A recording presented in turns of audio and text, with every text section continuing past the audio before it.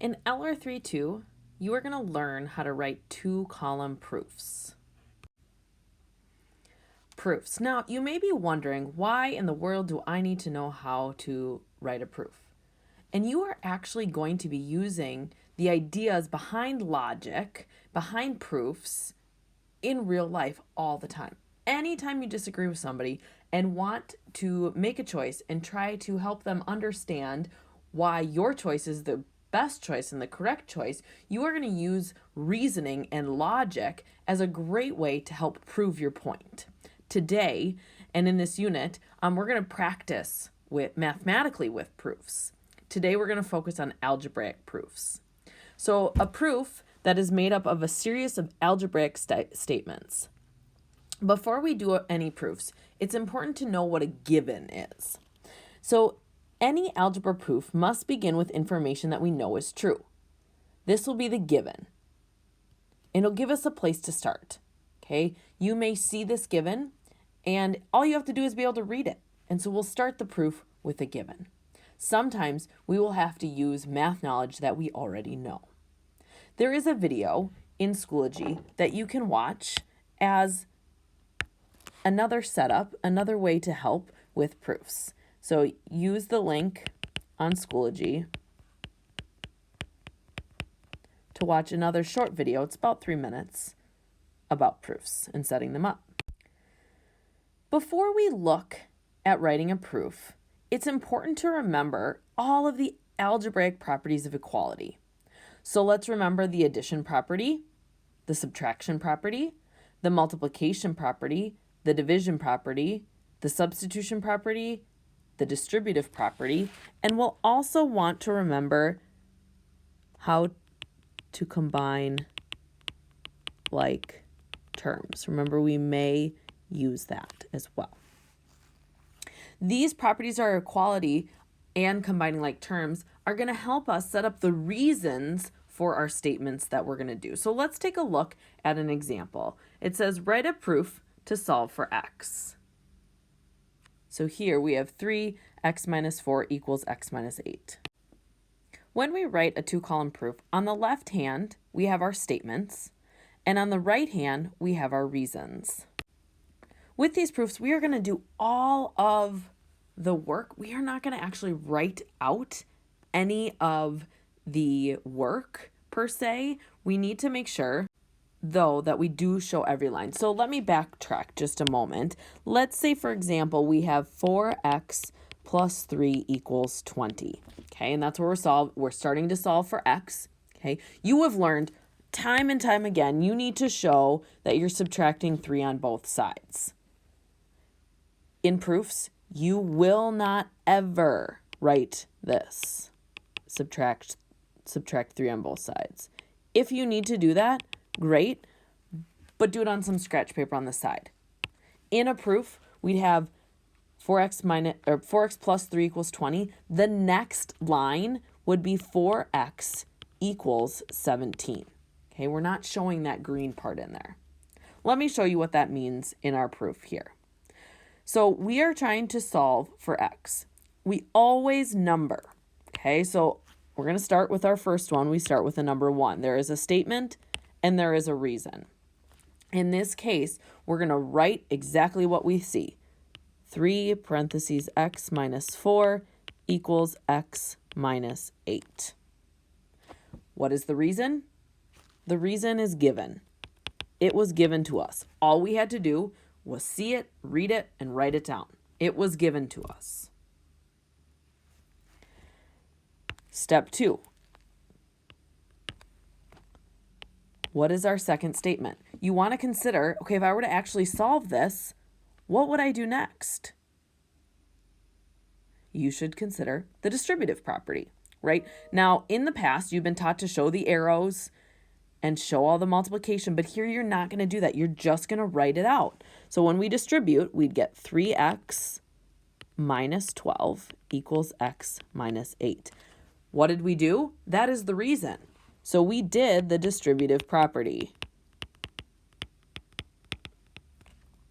And you're more than welcome to abbreviate PROP, or you could write it as the property of equality, so PE. Either one of those I will accept. You'll notice I like to use different colors as I go through, not required. It just helps me as I'm looking at each line. Okay, now you want to consider what would we do next if we were solving this?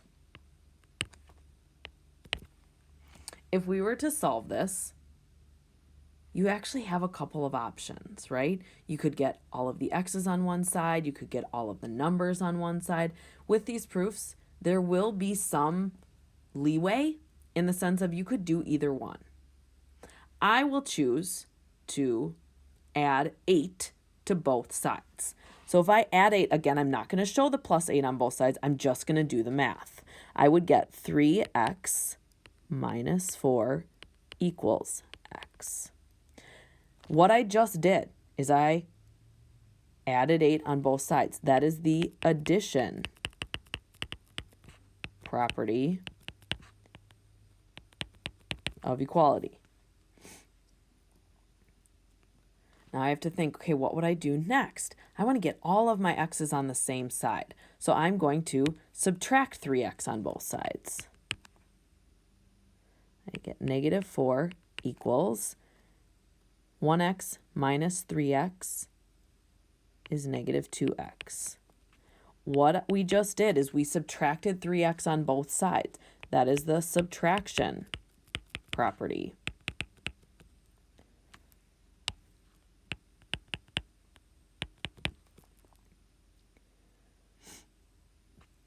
Our next step, we want to get x all by itself, so we're going to divide both sides by negative 2.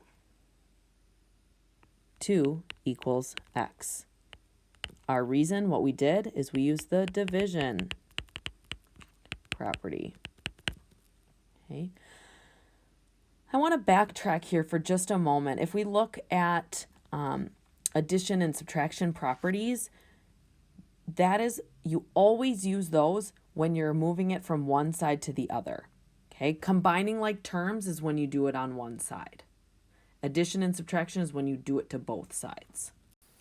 Let's take a look at our next example, this blue example here. We're going to start with our statement. I am not actually given anything besides this picture, so I can't think about starting with what I'm given. I have to actually think about what do I already know.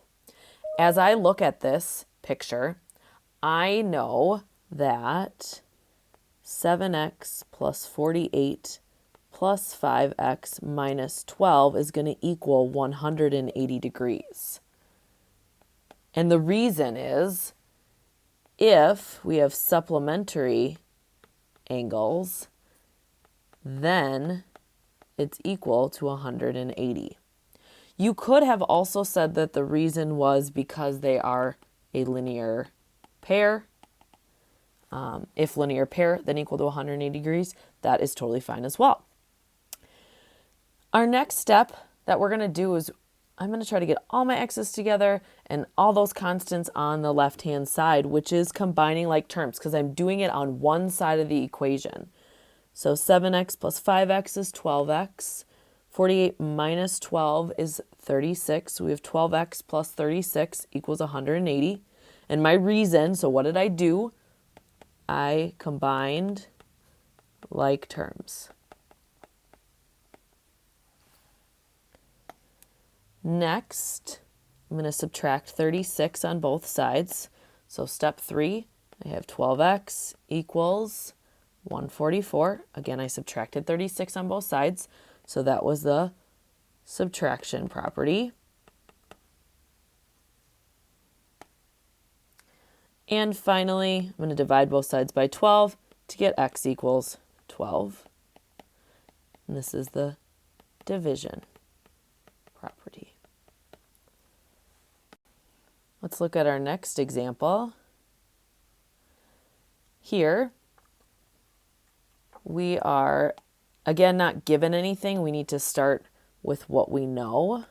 So we know that 32x plus 45 is going to equal 25x plus 73. What is that? Those are vertical angles. If vertical angle, then they're congruent, and you can use that equal sign with the squiggly line over it if you're writing. If you are typing something like into a Schoology quiz, you'd want to make sure you write out the word congruent. Step 2 now, as I'm looking at this, we have, a couple of different options. I could either subtract 45 on both sides, I could subtract 73, I could get my x's all to the same side. So there is a little bit of leeway on some of these as to what step you do next. I am going to subtract 45 on both sides. So I have 32x equals 25x plus 28. I subtracted 45 from 73. And what was the reason? This is the subtraction property of equality. So it's a subtraction property.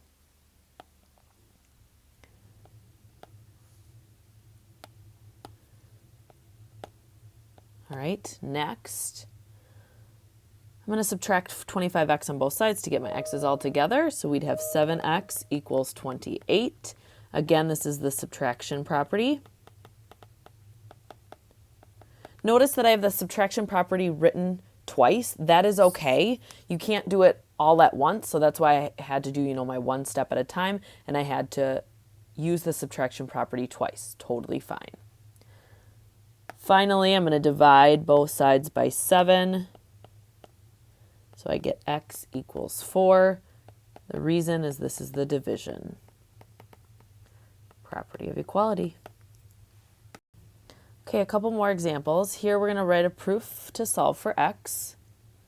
As I'm looking at what I have, I can see that 5x plus 3x equals 90. My reason, it's not given to me. I have to actually come up with why this is, and it's because we have complementary angles. So if complementary angles, then equal to 90. Okay, now I'm going to pause for just a second because it would also be okay if you would have said 5x plus 3x plus 90 equals 180, and that would, the reason for that would again be you have supplementary angles. But back to, where we started, 5x plus 3x equals 90. The next thing we'd want to do is get our like terms together. So we're going to add 5x plus 3x to get 8x equals 90. Again, we are adding on the same side, so this is considered combining like terms.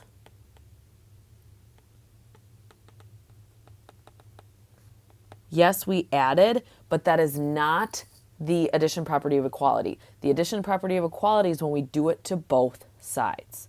Same thing with subtraction property of equality. Same thing with multiplication and division properties of equality. When you do it on the same side, it's combining like terms. Step 3, we're going to divide both sides by 8, and I get x equals 11.25. 3. Our reason is the division property of equality. We're done, and we know that we're done because we've solved for x. One more example to look at.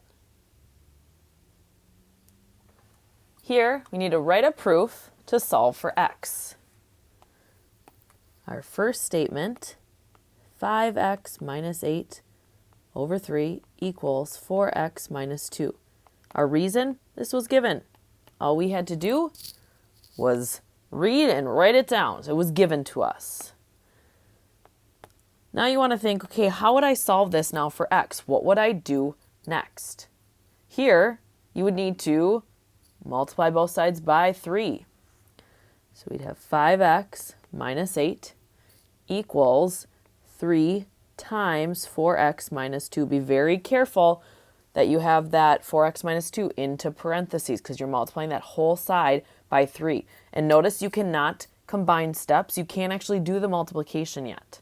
Okay, because the only thing that we're saying here is the multiplication property of equality. We can't multiply and distribute at once. That's why we left it as 3 times 4x minus 2. Now we can distribute. So we have 5x minus 8. If we distribute the 3, we have 12x minus 6. And this is by the distributive property.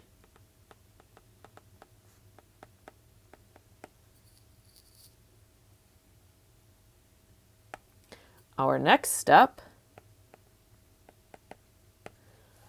we have a couple of options. We could get all of our x's to one side. We could get all of our numbers to one side. And that's why I'm going to be grading many of these by hand, because some of you may choose a slightly different route, and that's okay. I am going to choose in this case to move 5x to the other side. So I'm going to subtract 5x on both sides. So I have negative 8 equals 7x minus 6. And this is the subtraction property. Next, I'm going to add 6 to both sides. So I have negative 2 equals 7x. And this was because of the subtraction property again. Actually, not the subtraction, I added. So let's make sure we write the addition property. And our last, we're going to divide both sides by 7. And I'm just going to leave it as negative 2/7 equals x. And this was by the division property. X is all by itself, so I am done with my proof. Here's just a quick tidbit on how I'm going to be grading some of the proofs. They're 4 points each. Minor errors, you lose a half point if you do the incorrect letter in the order of the triangles, incorrect order of statements, incorrect statement. Those are minor errors. A more major error would be you don't give me a reason. It's a false statement or a false reason. You used a non-approved shorthand. That would be losing a whole point. Here are some of the proof reasons we will be using in this unit. This does not encompass everything. There will be other ones that you may need to consider or may be able to use. I just like to give you, some reasons to look at. So use this as a guide. It is not fully encompassing all of math proof reasons.